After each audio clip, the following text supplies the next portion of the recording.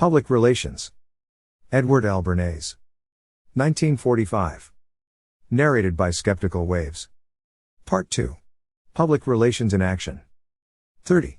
Public Relations as Aid to Ethnic Harmony, Hawaii the Almost Perfect State. With the United States engaged in a global conflict of ideas, Hawaii is of special importance in the American Commonwealth. It is essential to the national defense and the public interest. It is the great symbol of American democracy at the crossroads of the Pacific, looking both toward the east and toward the west. It must so develop that to millions in Asia it stands as an affirmative denial of communist charges that Americanism means racism or imperialism. In this respect, Hawaii is invaluable as a psychological rampart in the national defense of the United States. Hawaii is also the melting pot of the Pacific, assimilating people of Oriental ancestry, just as the continental United States has assimilated Europeans to build a great democratic nation. It is of further significance to the continental United States because it is setting a successful pattern for the working out of maladjustments between people of diverse ethnic backgrounds. Finally, Hawaii is of immediate importance to the more than 500,000 people living there. There they are maintaining and advancing their standards of living and adjustment under a democratic system. Taking these statements as Hawaii's functions and goals, how can the people of the islands work toward their speedy achievement? In the summer of 1950, in Honolulu, I taught public relations as visiting professor at the University of Hawaii. Problems of human relations always interest me, and the problems of Hawaii were particularly intriguing because of the significance of the islands to the United States. During my stay in the islands I had the good fortune to meet people from all groups and callings, from bank presidents to students. I met and talked with nearly 1,000 people. That summer the Rotary Club of Honolulu asked me to discuss how the people of the islands could work toward the speedy achievement of Hawaii's goals, and later an abstract of my remarks appeared in the Hawaii Chinese Journal. Still later I wrote an article for the New Leader magazine entitled Hawaii the Almost Perfect State, which appeared in the issue of November 20, 1950. This chapter based on that article 1 attempts to give a public relations approach to the handling of a community situation from the broad national point of view of our American democracy. Most mainlanders, as the Hawaiians call us, think of the islanders, if at all, as romantic, grass-skirted natives who dance the hula and bask on the sands of Waikiki.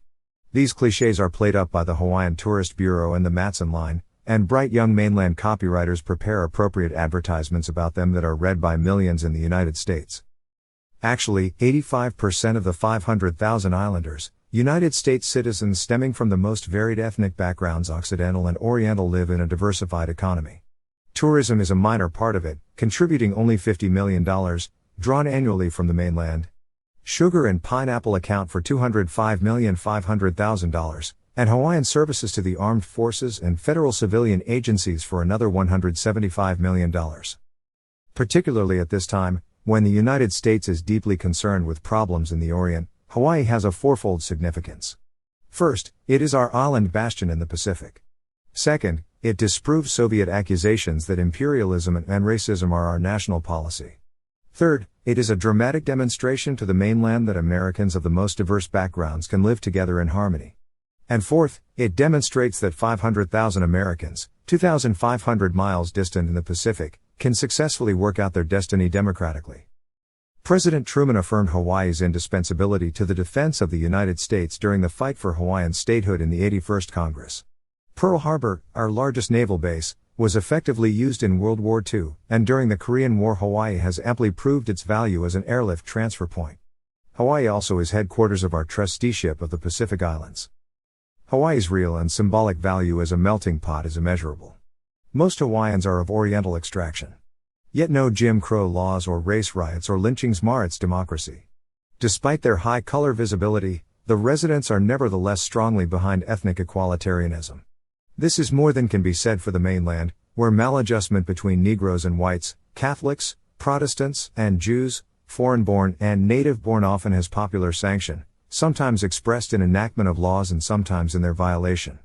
Hawaii demonstrates the fact that the most diversified groups can work together and solve their problems successfully.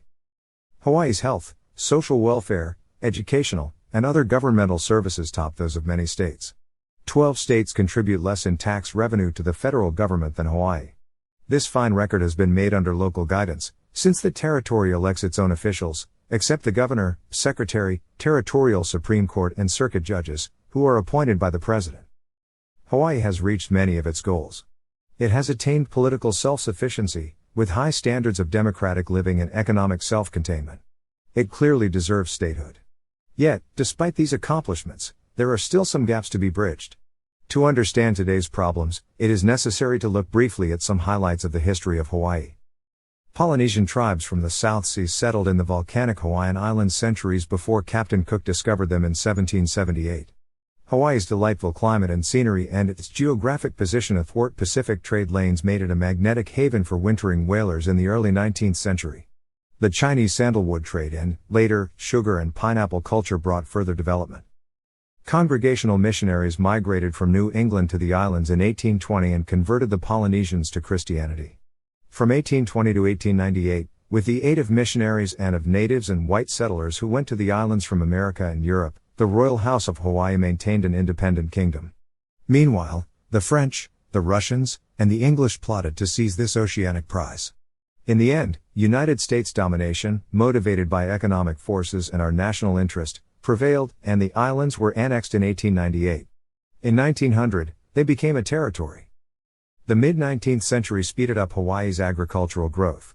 But as the native Polynesians did not want to become plantation workers, plantation owners imported workers from Portugal, Norway, Italy, Russia, Poland, and the United States without success. In the 1860s, Chinese coolie labor was imported to tend the sugarcane. There followed successive waves of Koreans, Japanese, Puerto Ricans, and Filipinos.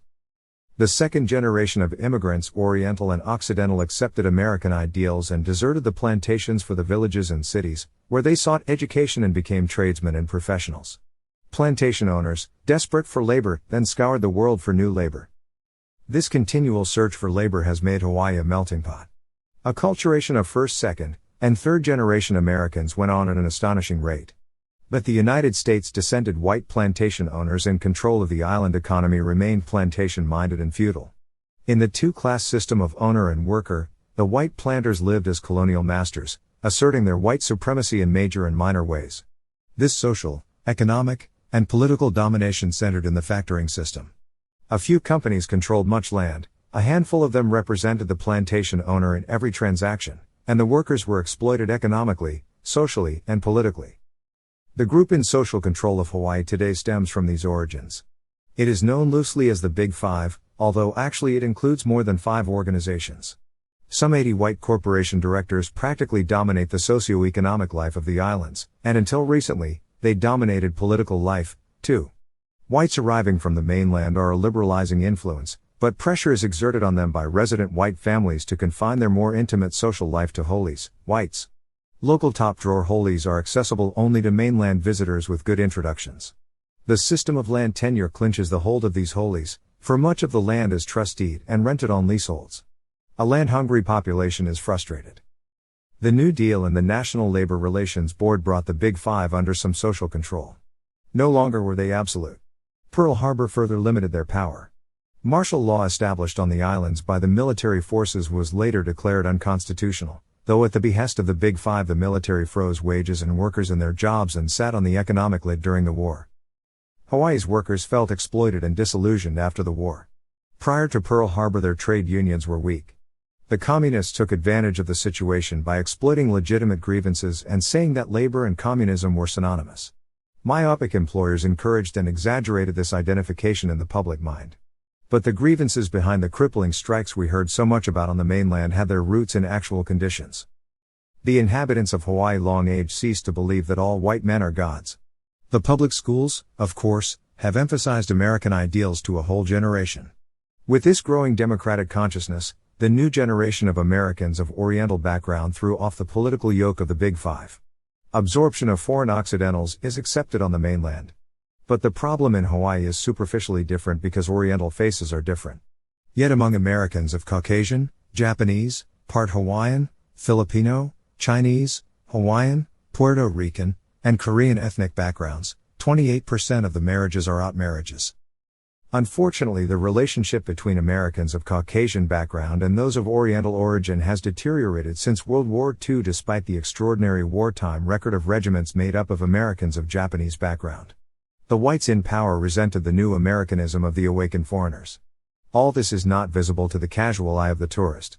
He sees all sorts of Americans with different kinds of faces and assumes they are in complete harmony. But I found crippling maladjustments in Hawaii that must be eliminated. And they can be eliminated, for the great majority of Hawaiians are people of goodwill and profoundly patriotic. In 1947, several businessmen's organizations, including the Hawaiian Sugar Planters Association, the Chamber of Commerce, and the Hawaiian Employers Council, expanded their public relations effort to cope with the situation.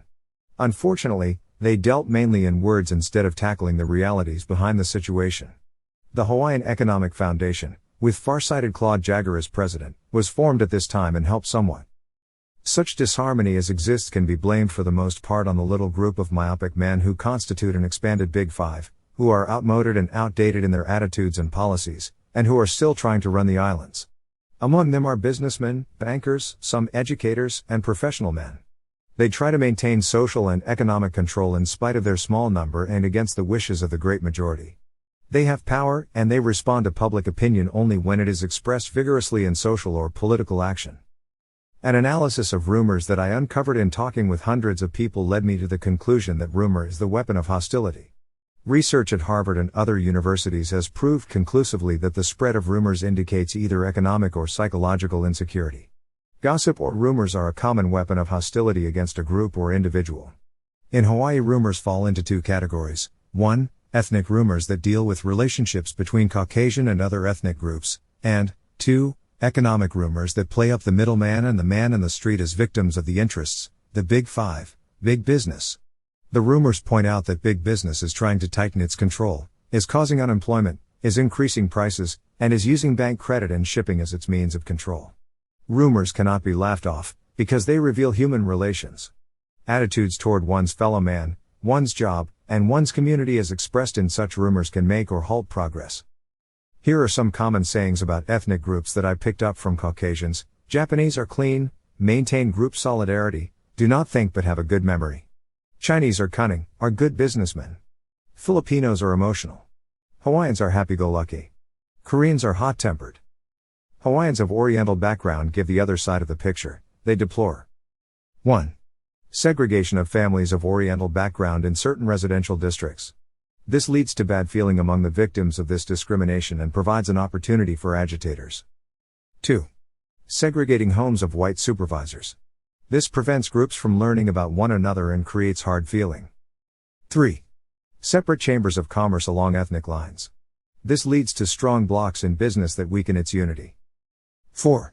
The educational trend to private schools and away from public schools. This eliminates the impact of the public school and its value as the common cultural source for future generations. 5. The practice of chain stores and bank branches of selecting personnel to conform with local ethnic population groups. This hurts rather than helps business in the long run. 6.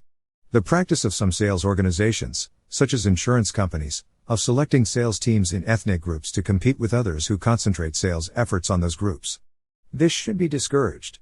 The practice of selecting contact men, for ethnic reasons, to parley with certain groups, whatever may be the immediate requirement of the situation, does not lead to long-time adjustment. It accentuates differences instead of similarities. 7. Americans of Oriental background are often paid less than Holis for the same job. The fact that some Oriental firms practice discrimination, too, is no justification for this situation. 8. The practice of asking for racial extraction and father's job on employee record cards causes antagonism. Rightly or wrongly, many do not want to put on record that their fathers were plantation workers. 9. Some firms hire Holis on the basis of friendship, family relationship, or social prestige, or because Holis don't like to be subordinated to non-Holis. This is a common complaint. 10. Employment 1 ads specifying certain ethnic groups cause antagonism. 11. Constant accusation that non-Holis have limited opportunity in big business firms, that executives are brought in from mainland universities, and that students from the University of Hawaii are passed over. 12. Social discrimination is bitterly resented. Corporation directorships are held by the men who are also social leaders. The prominent clubs the Oahu, Outrigger, and Pacific Bar membership to Americans of Oriental background. 13. The university maintains certain customs irksome to members of certain ethnic groups. Students are required to specify race on matriculation. Americans of Oriental background say it is difficult to attain positions of importance at the university, pointing out that among the deans none is of Oriental background despite the fact that the university is tax-supported. The university might well assume leadership in educating and broadening the point of view of our island citizens on these matters. Regrettably, it evades and avoids the issues. Another important educational institution, the Punahou School, has a small, rigid quota for Americans of Oriental background. 14. Another source of friction is the practice among some university societies of restricting membership either entirely or almost entirely to certain ethnic groups. A parallel feeling of humiliation is caused by the registration of racial extraction on cards for certain courses. These specific charges of un-American discrimination represent a few of the reactions expressed by the nearly 1,000 people, ranging from top employers to taxi drivers, with whom I talked. They reveal a good deal of frustration, and frustration can lead to aggression. There are, of course, other equally involved intragroup relations that need adjustment. There are imperfect relations between Americans of Japanese and those of Okinawan background, between Americans of Japanese and of Korean origin, between Americans of Hakka Chinese and Pundi origin. Ethnic prejudices have curious manifestations in Hawaii. An example is the inconsistent and erratic racial statistics, so-called, that are taken. Many institutions have their own pet methods of classification, and in most of them there are duplications and omissions that vitiate their significance. The Territorial Bureau of Statistics uses a 9-fold classification that breaks down the inhabitants into Hawaiian, Puerto Rican, Caucasian, Chinese, Japanese, Korean, Filipino, and all others. But the Department of Public Instruction and the Police Department use a different classification: Hawaiian, part Hawaiian, Puerto Rican, Spanish, other Caucasian, Chinese, Japanese, Korean, Filipino, and all others. Various institutions reporting to the Territorial Department of Institutions have still other types of classification. So has the Oahu prison. The annual report of the Department of Public Welfare uses no racial breakdown. This variation in nomenclature shows how little the statistics are actually worth. Yet this unscientific hocus-pocus is still indulged in for scientific reasons. That this nonsense can be stopped has been shown by the Portuguese in Hawaii. Formerly they were classified separately as Portuguese. Persons of Portuguese ancestry protested, and as a result the 1940 census dropped that category. Portuguese are now classified as Caucasians. Intellectuals in Hawaii recognize that the term race, used loosely and unscientifically to define national, geographic, cultural, and religious origins, arouses resentment. Nevertheless, they bow to custom and continue to use it. But the Democratic Society of Hawaii need not perpetuate this perverse concept. A scientific solution was recently proposed by UNESCO, which urged that ethnic background replace the use of race. Terms like ancestry or ancestral group would also be clear without arousing resentment. Some argue that the problems I have touched upon here are delicate and complex and that progress in solving them must be gradual. Don't force the issue, they say. Look at the advances already made. But speed is imperative, for communist agitators are neither gradual nor quiet, and it is important that Hawaii continue to disprove to the Far East the communist charge that our national policy is one of imperialism and racism. Improvement in intergroup relations is all the more important today because today the situation in Hawaii is excellent on the whole. Nothing I have said here is intended to suggest that cataclysmic reform is needed in the islands. On the contrary, Hawaii is possibly as nearly democratic as any community in the world. It comes close to realizing the 4 functions and goals projected above. Full achievement of these goals would require only a very slight change of attitude on the part of a very small number of people toward the residual problems discussed here.